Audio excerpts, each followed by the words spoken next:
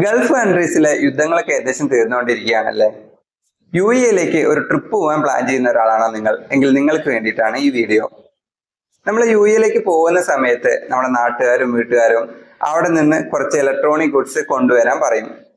നിലവിൽ അവിടെ വാറ്റ് അപ്ലിക്കബിൾ ആയതുകൊണ്ട് തന്നെ നമ്മളൊരു 5% വാറ്റ് അവിടെ കൊടുക്കേണ്ടതുണ്ട് ഇത് മേടിക്കുന്ന സമയത്ത്. എങ്ങനെയാണ് ഇത് റീഫണ്ട് ആയിട്ട് മേടിക്കാന്ന് നോക്കാം. 250 AED കൂടുതൽ നിങ്ങൾ പർച്ചേസ് ചെയ്യുന്ന ഗുഡ്സിന് നമ്മൾ കൊടുക്കുന്ന വാറ്റ് റീഫണ്ട് ആയിട്ട് കിട്ടും.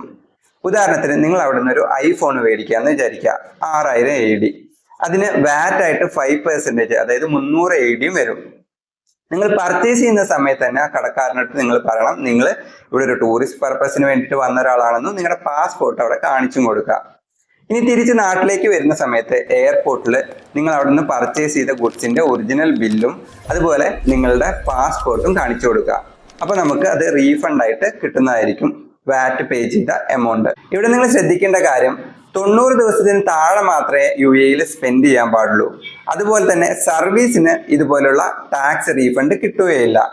കൂടുതൽ ടാക്സ് റിലേറ്റഡ് വീഡിയോസിനായി ഫോളോ.